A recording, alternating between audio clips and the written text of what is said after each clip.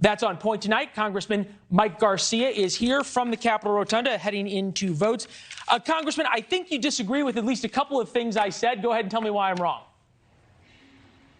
Well, no, I don't necessarily disagree with the overarching premise that this isn't necessarily a bad thing. I would agree with you that characterizing this as chaos or calling these folks terrorists and Taliban is absolutely inflammatory and unnecessary. I don't think that's productive at all.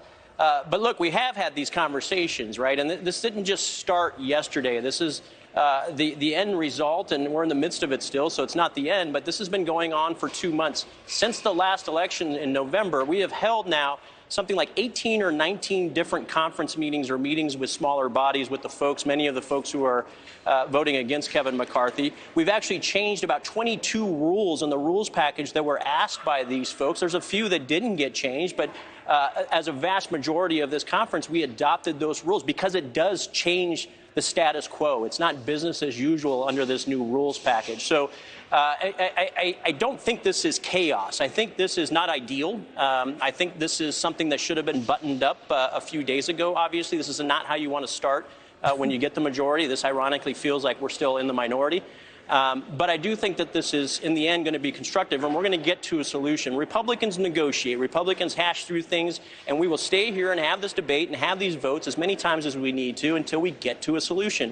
In 1856, Leland, something like 133 votes were taken over a 2-month period before that speaker was determined, and the issue then was about slavery. There was an abolitionist running against a slave owner, and this pales in comparison to that. That was on the eve of the Civil War. We're going to figure this out, okay? So I think people need to take the temperature down. Yeah, no, look, fair. Taking the temperature down is always good. Cable news is never good at taking the temperature down. That's sort of part of the problem. If you can just imagine what would happen if there was cable news in 1856. I think there was a caning on the floor that same year. I think about this. Just let me. Or in the 1780s, when we were writing the Constitution, it's important to remember our founding fathers didn't agree on everything. There was heated passion and disagreement over the Constitution itself. We still got to a solution that gave birth to this beautiful country. Survived 200+ years. We're not doing so bad after that. I wonder, though, out of this, and I want to give the majority leader his due and let you do that. This would be really easy. You could pick Steve Scalise, who is well-liked within the Republican caucus. You could pick Jim Jordan, who's well-liked within the Republican caucus. What is so special about Kevin McCarthy that so many are willing to have this embarrassing It's not about Kevin McCarthy.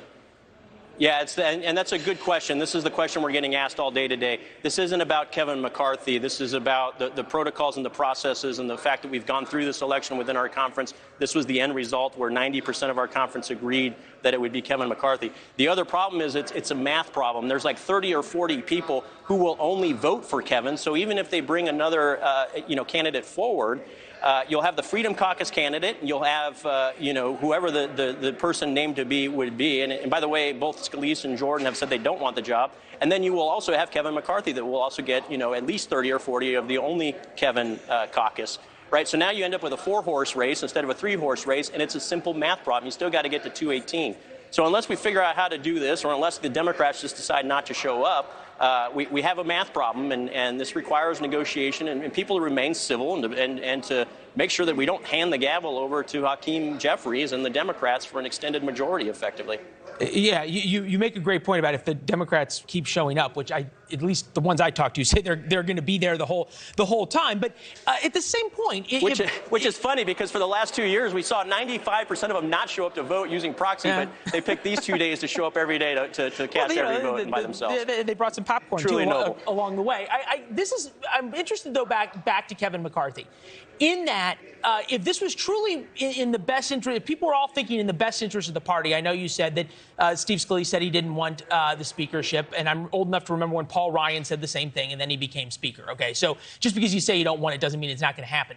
The question would be, how is it best for the Republican Party to have Kevin McCarthy, who it's not just these 20. There's a lot of Republicans I talk to on background in Congress who really are not that excited about him. Why does he still have so much control?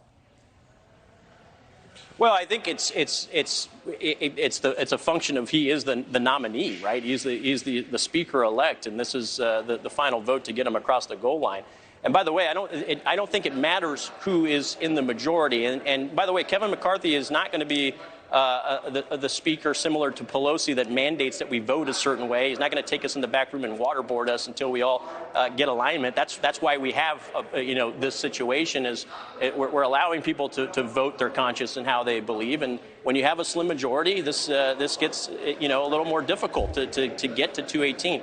And so regardless of who is at the speaker's podium, they're still going to have a challenge on any topic, whatever it is, when you have a majority this slim of getting to 218. And to Kevin's credit, and not every voting record is perfect, not every human being is perfect. We're God's creatures. We all have our weaknesses.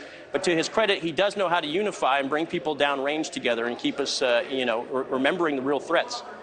Today, 200 people died of fentanyl. 3,000 to 5,000 people crossed the southern border. China stole $1 billion of intellectual property from American companies, and 13 Gold Star families have no answers still on what happened to their loved ones in Afghanistan. And we've got to put this crap behind us and actually start legislating, doing our jobs, and putting this vote on the floor with 218, and so we can actually start serving the nation in the capacity that we told them we would when we ran for office.